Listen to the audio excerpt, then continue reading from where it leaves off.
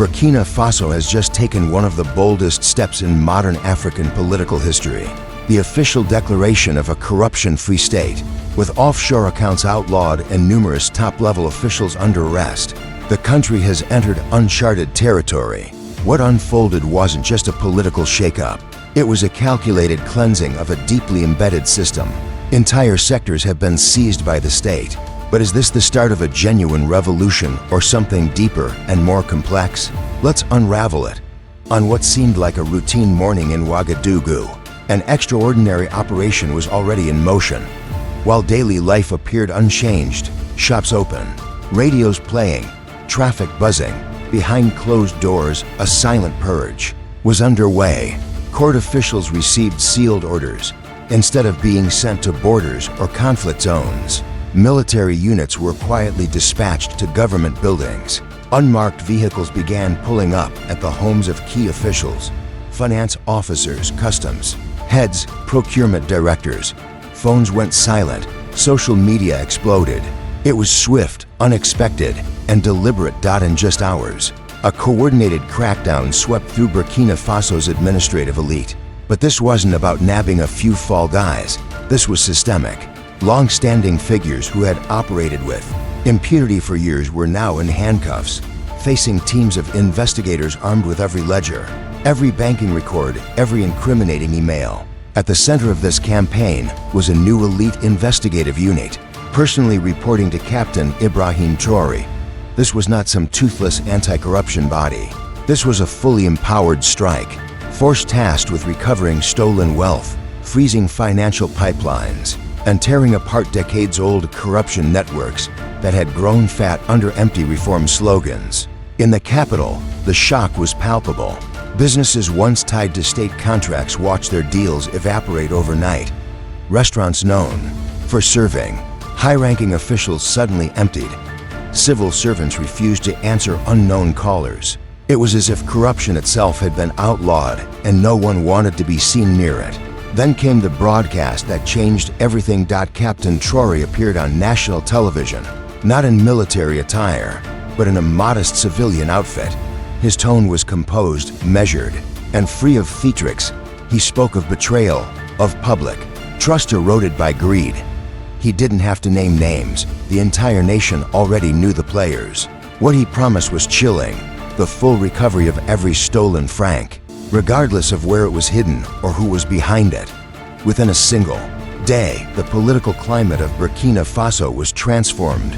Committees were scrapped, panels dissolved. This wasn't about dialogue. It was about direct action, and it was ruthless. What made this campaign even more unsettling for the elite was its surgical precision. No leaks, no premature stories, no chaotic sweeps, just methodical, high-level enforcement. It became clear this had been in the making for months. The state had been studying its own bloodstream, identifying every infected organ. Now, with a scalpel in hand, it was cutting deep. For ordinary Burkinabe citizens, it was a moment of surreal vindication. They had watched politicians grow mysteriously wealthy, seen government SUVs used for private weddings, and queued in hospitals without power while billions disappeared into foreign accounts. Now, they were witnessing something long thought impossible: real consequences. But behind the celebration, darker questions lingered. If this was just the start, what else had been hidden all these years? Who else was implicated? And just how far was Traoré willing to go? Then came the legal tidal wave. In the days following the arrests, Traoré's office issued a series of emergency decrees that went far beyond symbolism. The first strike was decisive: a total ban on offshore accounts for all current and former government officials. Banks were ordered to freeze any suspect transfers. International financial partners were notified. Foreign embassies were warned: cooperate or face diplomatic backlash. For a nation bled dry by capital flight, this was historic. Burkina Faso wasn't just talking, it was legislating a war against financial corruption. But Traoré didn't stop there. Another decree banned any government employee from doing business with the state. Not directly, not through relatives, not via shell companies. This law shattered the foundation of elite corruption, which often disguised itself through inflated contracts and fake invoices. Officials who once secured government deals through shadowy proxies found themselves blocked. The message was clear: if you're on the public payroll, you don't profit from it. A third decree raised the stakes even further. Every official, from the president's closest aides to local administrators, was now required to publicly declare their assets. And it wasn't behind closed doors.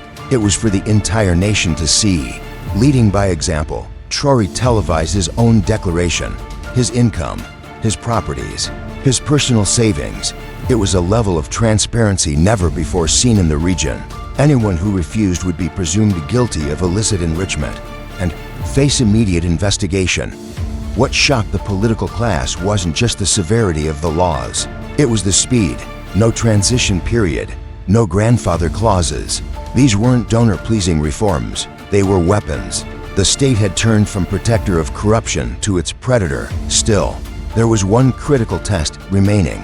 Would these laws be enforced equally? In the past, anti-corruption efforts had collapsed under the weight of elite immunity. That's what made the next development so stunning. As the asset declaration deadline passed, some of the country's most powerful figures began to fall.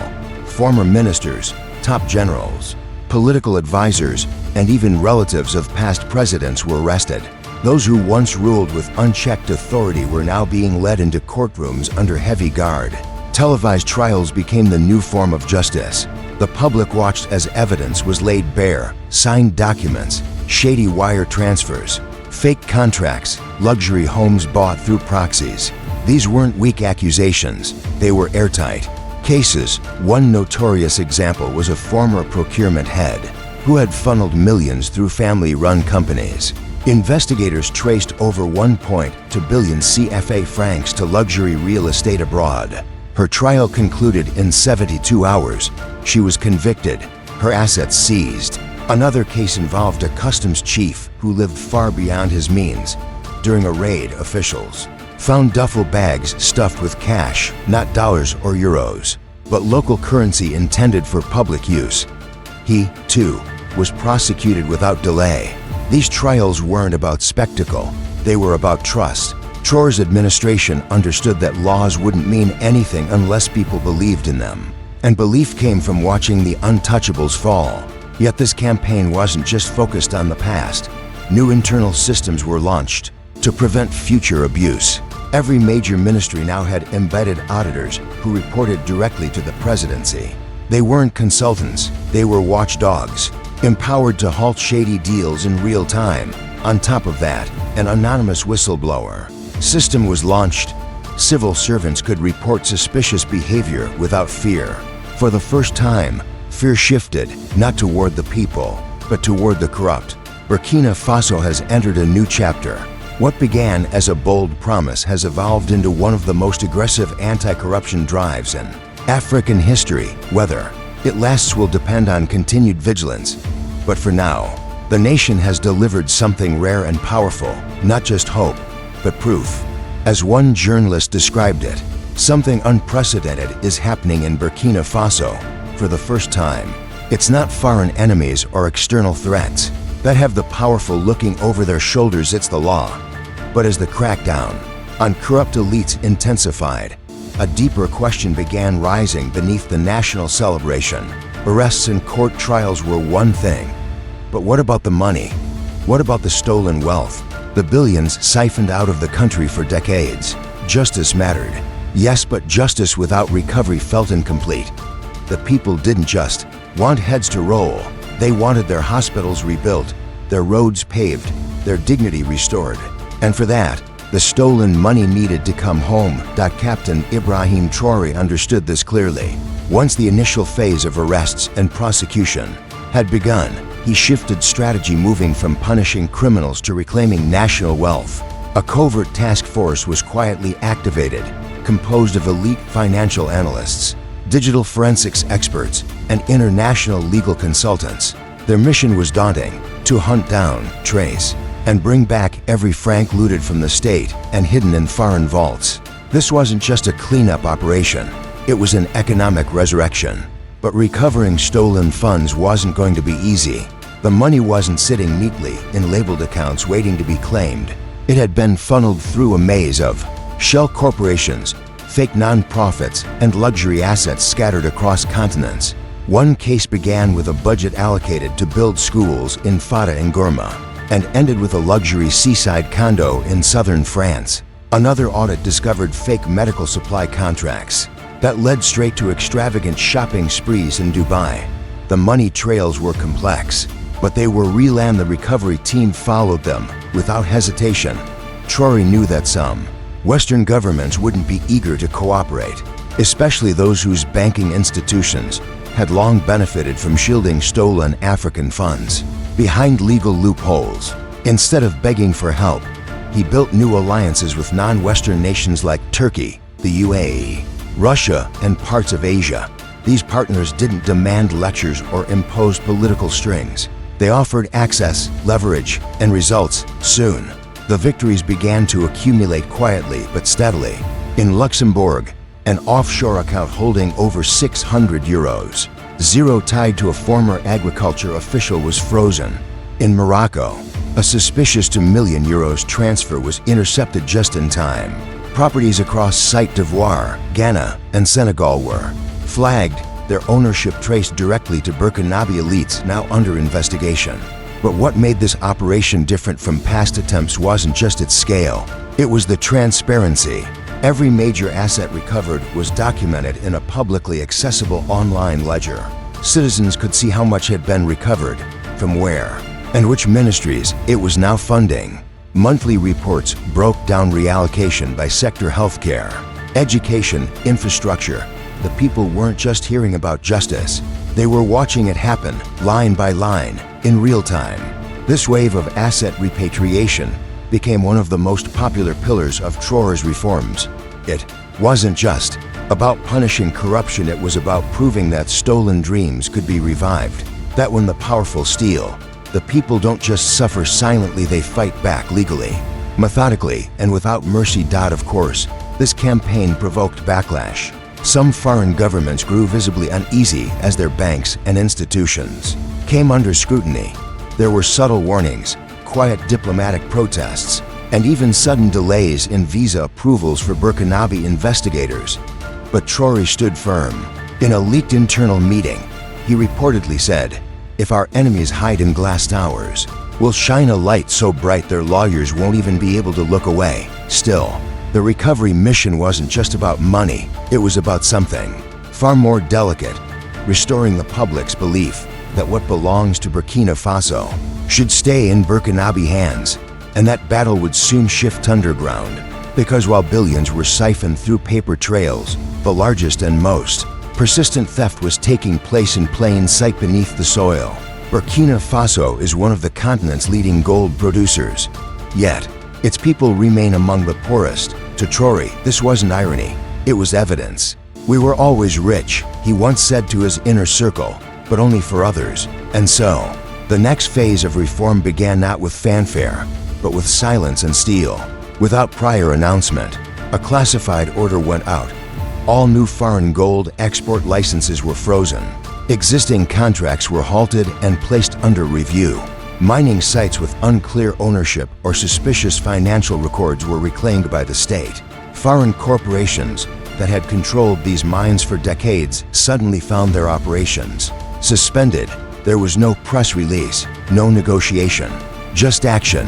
The message was clear: Burkina Faso's wealth would no longer be traded away through backroom deals and political favors. Military units were deployed to secure high-value mining zones. Satellite monitoring systems were activated to track illegal routes. A new legal framework was introduced that redefined gold as a national security asset, placing it under direct protection of the military, not just the Ministry of Mines. But Traoré wasn't only interested in kicking foreign interests out. He wanted to build something permanent. In the heart of the Sahel, construction quietly began on the nation's first state-owned gold refinery. For the first time in history, Burkina Faso would refine its own gold, cutting out foreign middlemen, eliminating processing losses, and reclaiming full control of its most valuable resource. Inside the blueprint for that refinery was more than machinery. It was a declaration of sovereignty. Local engineers were hired, Contracts were made transparent. International advisors were permitted, but only if they had no past ties to companies that once exploited the country's wealth. This was no gift from outside investors. This was independence, poured in concrete dot, and the gold itself, long a symbol of loss and betrayal, began to mean something else, something powerful. Communities once neglected, now living near active mines, started seeing real change. A share of gold profits was directed to regional development funds. Labor quotas prioritized local employment. Schools near mining zones were added to national infrastructure plans. The wealth beneath their feet was finally giving back. But with progress came resistance. Former contract holders launched campaigns abroad. They lobbied foreign governments, accused Traoré of nationalism, and warned of economic sanctions. Industry-backed reports painted Burkina Faso as unstable, hostile to investment. But inside the country, something had changed. The people no longer feared the loss of foreign capital. For once, they believed the land was theirs and the future too. This was not just an anti-corruption campaign. It was a revolution in how a nation views itself, its resources, its governance, its potential. As the dust settles on frozen accounts, sealed vaults, broken contracts, and exposed traitors, one final question remains: can it last? Will Ibrahim Traoré leave behind a legacy that rewrites Burkina Faso's destiny?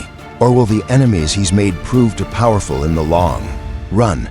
Let us know what you think in the comments below. If you found this story inspiring, eye-opening, or worth sharing, please subscribe to our channel and turn on the bell icon. We've committed to telling stories the world ignores stories about. Black culture, history, resistance, and truth. Join us in amplifying those voices. And until next time, stay tuned.